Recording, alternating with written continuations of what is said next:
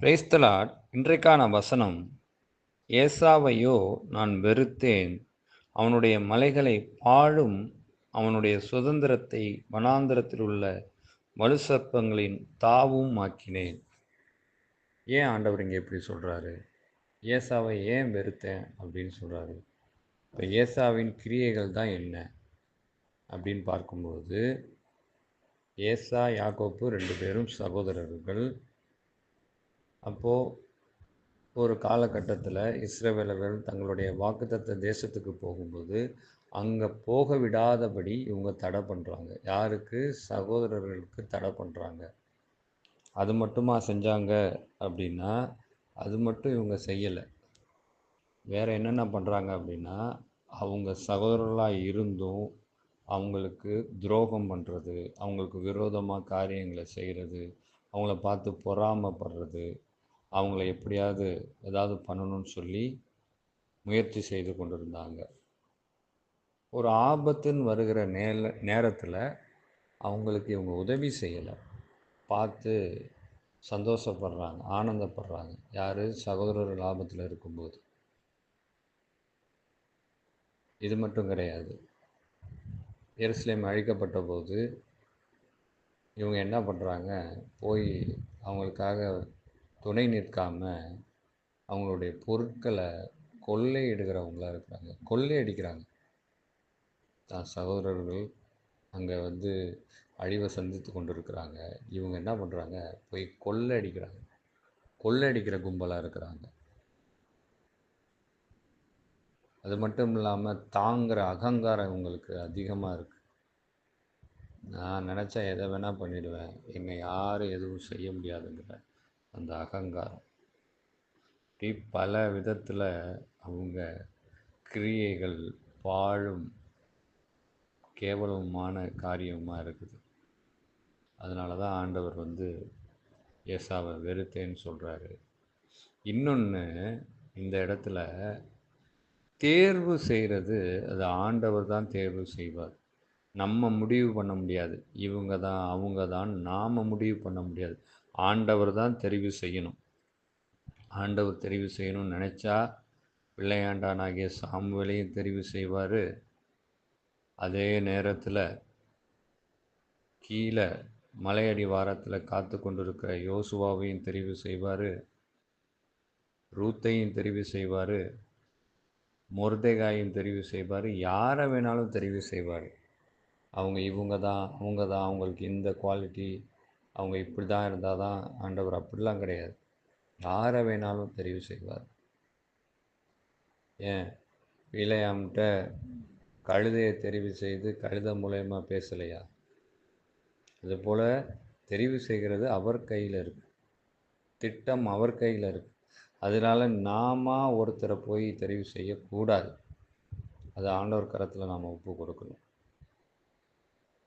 அதுவும் இந்த வசனத்தின் மூலமாக நாம் தெரிந்து கொள்கிறோம். ஏன்னா சாமியில் அதை தானே பண்ணார். போய் பார்த்த உடனே, அப்பியரன்ஸை பார்த்த உடனே இவனா அவனான்னு போயிட்டு இவராக ஒரு முடிவெடுக்கிறாரு. நீ அப்படி பார்க்காத, நான் தெரிவு செய்கிற ஆள் வேறு. அவன் என்ன பண்ணிகிட்ருக்கான்? அவன் போய் ஆட்டு மேய்ச்சிக்கிட்டு இருக்கான், ஆடுகளை மேய்த்து கொண்டு இருக்கிறான். அவனை தான் தெரிவு செய்தார். அதுதான் தாவீது. அதுபோல் தெரிவு செய்கிறது அவர் கையில் இருக்குது. இதை மட்டும்தான் அவங்க பண்ணாங்களா? வேறு எதுவுமே பண்ணலையான்னா இன்னும் ஒன்று பண்ணியிருக்காங்க. என்ன பண்ணாங்க அப்படின்னா, ஒருவனும் வேசிக்கல்லனாகவும் ஒருவேளை போஜனத்துக்காக தன் சேஷ்ட புத்திரபாகத்தை விற்று போட்ட ஏசாவைப் போல சீர்கெட்டவனாகவும் இராதபடிக்கும் எச்சரிக்கையாயிருங்கள். ஒருவேளை போஜனத்துக்காக தான் சேஷ்ட புத்திர பாகத்தை விற்று போட்டவன் ஏசா. வந்தான், களைப்பாக இருக்கிற ரைட்டு, வீட்டில் அம்மா இருந்திருப்பாங்க, கேட்டிருந்தா அவங்க உணவு கொடுத்துருக்க போகிறாங்க. ஆனால் அந்த ஒரு சில நிமிடங்கள் கூட அவனால் பொறுக்க முடியல. அதுக்குள்ளே அவசரப்பட்டு அந்த கூழுக்காக தன்னுடைய சேஷ்ட புத்திர பாகத்தை விற்று போட்டவன். சேஷ்ட புத்திர பாகம் அப்படிங்கும்போது நாம் ஆவிக்குரிய விதத்தில் பார்த்தா தேவனுடைய அந்த உரிமையே விட்டு கொடுத்துட்டாங்க. தேவனுடைய உரிமைங்கிற, தேவனுடைய பிள்ளை என்கிற, தேவனுடைய சுயாதீனன் என்கிற அந்த சேஷ்டபுத்திர பாகத்தை அவன் விட்டு கொடுத்துட்டான். எது? ஒருவேளை போஜனத்துக்காக. இன்னைக்கு அது போல நாமும் இருக்கக்கூடாது, எச்சரிக்கையா இருக்கணும். நாம எந்தெந்த பாகத்துக்காக தேவனை விட்டு கொடுத்துக்கிட்டு இருக்கோம், விற்று போட்டு கொண்டு இருக்கிறோம், சிந்தித்து பார்க்கணும்.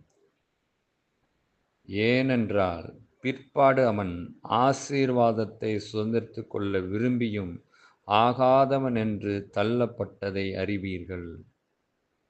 அதான் அதுக்கப்புறம் நான் விற்று போட்டேன், எல்லாம் பண்ணிட்டேன், காலம் கடந்து போயிடுச்சு. கடந்து போனதுக்கப்புறம் நான் மறுபடி என்னை சேர்த்துக்குங்க, என்னை ஏற்றுக்கொள்ளுங்க அப்படின்னா அவ்வளோதான், பாவம், டைம் முடிஞ்சிருச்சு. ஆகாதவன் என்று தள்ளப்பட்டு போயிட்டான். அவன் கண்ணீர் விட்டு கவலையோடே தேடியும் மனம் மாறுதலை காணாமற் போனான்.